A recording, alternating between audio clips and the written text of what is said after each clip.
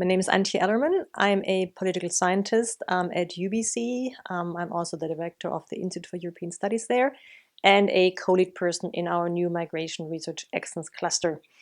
And the work I do is focusing on the politics of immigration and citizenship in the global north. One focus of my work is looking at policy making, trying to explain why do governments make the kind of policy choices on immigration that they do and what accounts for variation across countries. Another policy focus is interested in precarity in terms of legal status and the impact that has on the lived experiences of immigrants. I'm also just starting to look at intersections of issues of migration with indigeneity. And I'm particularly interested in questions of national identity in that respect. How do newcomers, say, coming to Canada, engage with the fact that they are joining a settled colonial country, and how do they position themselves to that part of Canada's past and ongoing colonialism? So that's just a kind of overview.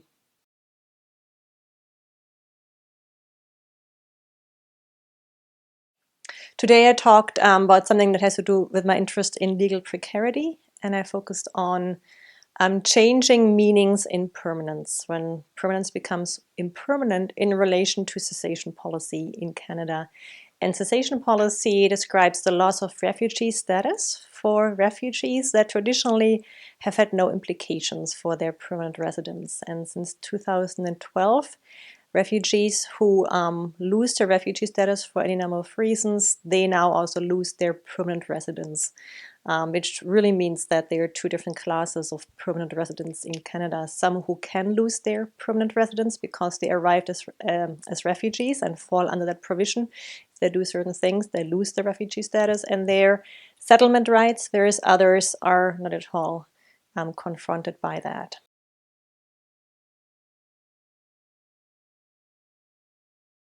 It's something that came really sudden in 2012, and immigrants really weren't aware of that. And it came as a big shock, especially because it was also retroactive, which means that actions that immigrants took in the past that at the time would have had no legal consequences of any kind, aside from the loss of refugee status, now all of a sudden means that they're actually losing their permanent residence. And you're talking about people who are settled, who've got families, who've got jobs, who've got houses.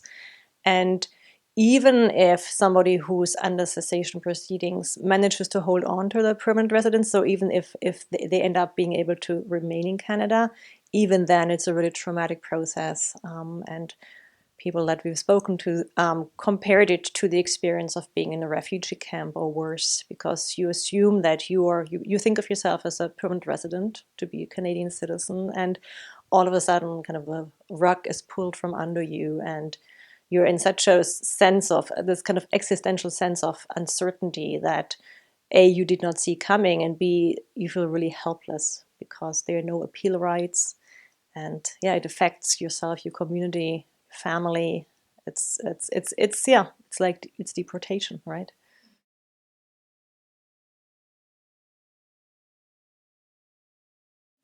Well, I think, especially, I'm speaking here as a political scientist. I mean, I think if we kind of get rid of immigration from today's politics, there would not be much left right now. I mean, it is a lightning rod in so many countries, whether we look at Europe, whether we look at Australia, the US, Canada, but also increasingly countries in the global south. And I think it's first of all the question of big questions of migration control that is at the forefront of states' minds, but also in terms of societal discussions of integration and questions of identity. And yeah, I think in many ways immigrants present a mirror to native borns that raises some uncomfortable and some important questions.